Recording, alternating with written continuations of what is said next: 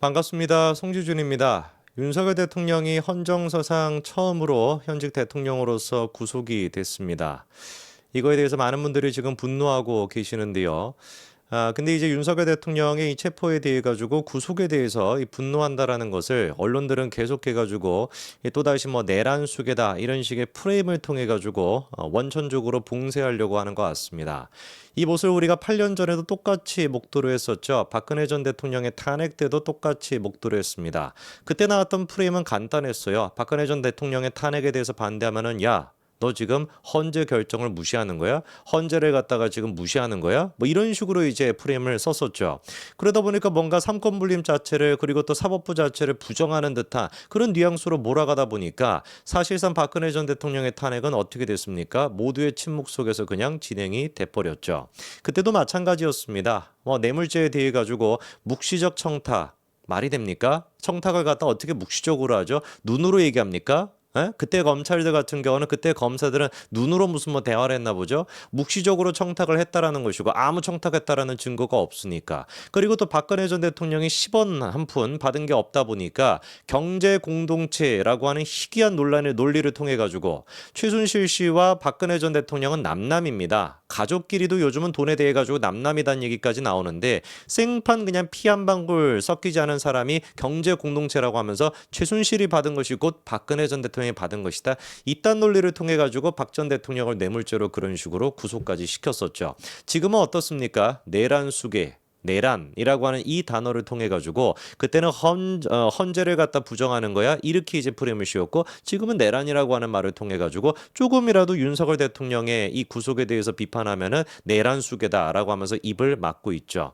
자, 그러나 오늘 제가 말씀을 드릴 것은 일선 판사들, 현직 판사, 부장 판사들 또한 마찬가지로 윤석열 대통령 탄핵에 대해서는 이게 법적으로 문제가 있다라고 하는 얘기가 나오고 있다는 거예요. 지난번에 제가 한번 이 판사들이 지금 쓰고 있는 그 코트넷이었나요? 뭐 그런 식의 이제 내부 망 같은 게 있는데 거기 올라왔던 글을 소개시켜 드리지 않았습니까? 근데 그 이후에 이 갑론을박이 지금 이루어지고 있다라고 합니다. 어떤 식으로 또 반박이 나오고 있고 그 반박이 왜 터무니없는 얘기인지 그것까지 제가 지적을 좀 해보겠습니다. 일단 지난번에 나왔던 얘기는 무엇이냐? 대법원 재판연구원 백모 판사가 있습니다. 이분이 이제 그 판사이면서 동시에 헌법재판소의 이제 그 또 연구원이기도 한데요. 이분이 이제 그 코트넷에 올렸던 내용이 뭔지를 보니까 헌법 84조의 내란 또는 외환죄에 해당하지 않는 직권남용죄로 대통령을 수사할 수가 있냐? 그리고 또 두 번째, 공수처법의 고위공직자 범죄 수사 과정에서 인지한 그 고위공직자 범죄와 직접 관련성이 있는 죄로서 해당 공직자가 범한 죄에 해당하는지 요 두 가지가 이제 앞으로 쟁점이 될 것이다. 이런 얘기를 했는데 이게 무슨 소리냐? 헌법 84조 같은 경우는 우리가 뭐 법 전문가가 아님에도 불구하고 일반 국민들도 명확하게 이해할 수 있습니다. 딱 뭐라고 나와 있어요? 내란, 외환 두 가지를 제외하고서 대통령은 형사상으로 소추되지 않는다라는 거예요.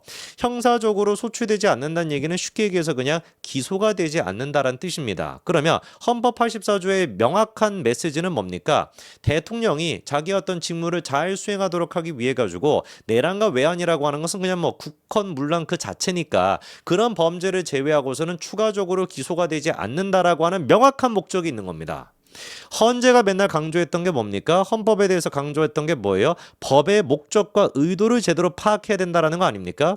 법의 목적과 의도에 따라 가지고 지난번에 이재명 같은 경우는 위증교사에 대해 가지고 위증도 인정이 되고 교사는 인정이 되지만 위증교사는 인정이 되지 않는다라는 개떡 같은 얘기를 하면서 그때도 무죄를 내리지 않았습니까? 그만큼이나 매번 사법부나 헌재 같은 경우는 법의 취지와 의도가 중요하다라고 했는데 헌법 84조의 목적은 명확한 거예요. 대통령이 내란 외환 두 가지를 제외하고는 기소 안 된다. 왜? 그래야지 대통령으로서의 직무를 잘할 수 있으니까. 그런데 공수처 이 개떡 같은 것들이 지금 어떤 짓거리를 한 겁니까?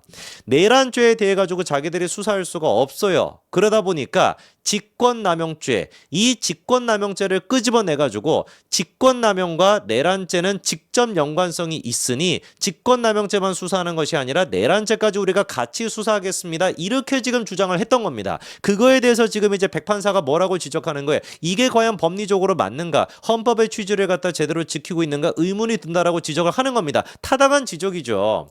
그런 식으로 만약에 직접 연관성이라고 하는 대도 안 되는 논리를 통해 가지고 이것저것 다 묶어 가지고 수사할 수 있다라고 한다면, 다 기소할 수 있다라고 한다면 뭐하러 헌법 84조가 존재합니까? 헌법 84조의 목적이 뭔데요? 내란 외환을 제외하고는 기소가 안 나간다라는 게 목적이잖아요. 다른 게 이게 들어올 여지가 뭐가 있습니까? 너무나 명백한 헌법인데 이 헌법의 조항을 갖다가 야 직접 연관성이 있으니까 이것도 기소할게, 직접 연관성이 있으니까 이것도 기소할게, 이래버리면 헌법 84조가 왜 존재하냐고요. 이 부분에 대해 가지고 명확하게 헌재가 나서 가지고 정리를 해줬어야 되는 것인데 헌재도 지금 같이 놀아나고 있는 거 아닙니까? 더 코미디는 뭐 더 자세한 얘기를 제가 말씀드려야 되겠습니다만 애당초 직권남용 같은 경우는 공수처가 수사할 수 있는 것도 아닙니다. 이것도 코미디죠. 그 직권남용죄조차도 공수처가 수사할 수가 없어요. 왜? 공수처는 공수처이기 이전에 뭐다? 검찰이죠. 검찰은 직권남용죄에 대해서 수사할 수 없습니다. 그렇게 수사할 수 없게끔 누가 만들었어요?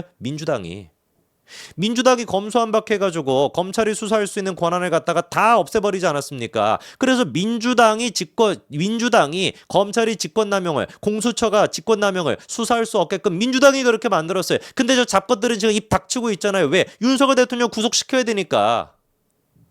지들이 그런 식으로 검찰은 직접 수사를 해서는 안 된다, 경찰만이 할 수 있다. 그래서 실제로 법에 따르면 지금 직권남용죄가 됐거나 내란죄에 대해서 다 수사할 수 있는 건 경찰입니다. 근데 경찰이 지금 수사합니까? 안 하잖아요. 공수처가 수사하잖아요. 왜? 법적 근거가 뭐죠? 아무것도 없습니다. 방금 제가 말씀드렸던 이 지금 검찰조차도 직권남용죄를 수사할 수 없는데 어거지로 그거를 수사할 수 있도록 만들었던 게 서울중앙지법이잖아요. 김용현 전 장관에 대해 가지고 검찰이 그때 구속영장을 청구를 했고 그 구속영장을 받아들여 줌으로써 검찰이 법에는 직권남용죄를 수사할 수 없음에도 불구하고 법에서 그 법을 초월해 가지고 판사가 영장을 발부해 주는 형태를 통해 가지고 수사할 수 있게끔 만들어 준 겁니다. 이게 우리가 지적하는 지금 상권 분립이 무너지고 있는 포인트인 거예요. 판사가 지가 뭐라고 법을 뛰어넘습니까?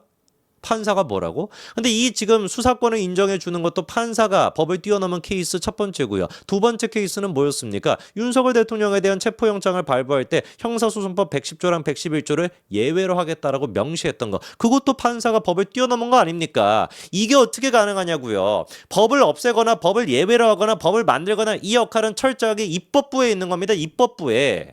그 입법부를 민주당이 장악하고 있어가지고 지들이 검수완박이라고 하는 그 법을 통해가지고 검찰의 역할을 줄여놨잖아요.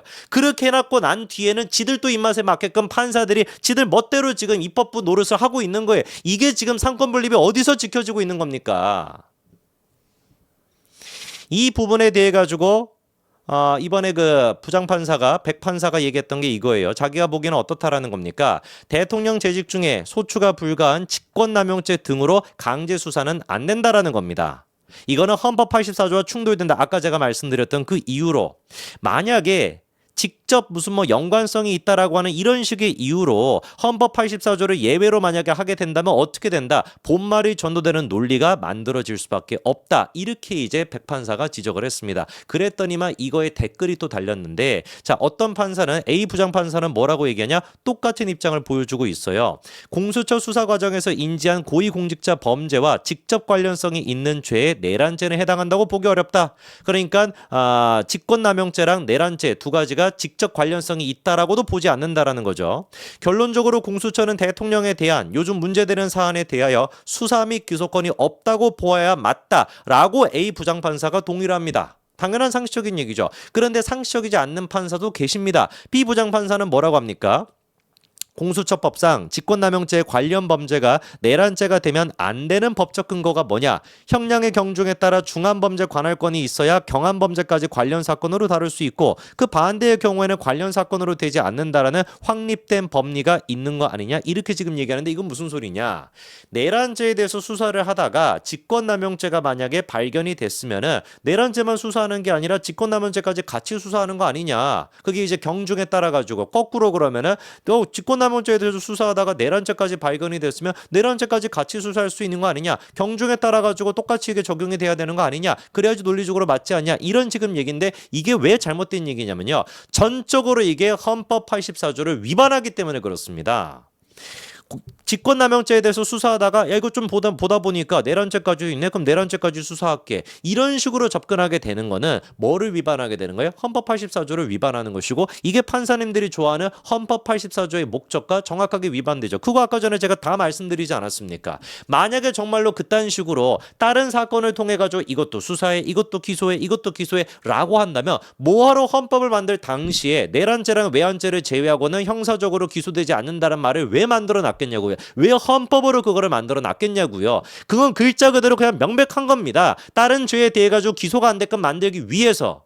헌법이 그렇게 명확하게 있음에도 불구하고 직접 연관성이라고 하는 개떡같은 논리로 이것도 기소하고 저것도 기소하고 이것도 기소한다라고 한다면 그게 헌법입니까? 이렇게 예외적으로 적용된다라고 한다면 그게 헌법이냐고요. 어떤 부장판사인지는 알 수가 없지만 이딴 마인드를 가지고 판결을 내리고 있다 보니까 말도 안 되는 이번에 결과가 나오는 거 아니겠습니까? 판사가 헌법을 존중하지 않고 판사가 법을 존중하지 않는다라고 한다면 이 나라의 법치가 어떻게 유지가 될 수가 있겠냐고요. 저는 이 B 부장판사가 누군지는 모르겠지만 아까 전에 A 부장판사가 됐거나 백판사가 됐거나 이분들의 생각이 훨씬 더 합리적이고 그게 법적으로 맞는 생각이라고 봅니다.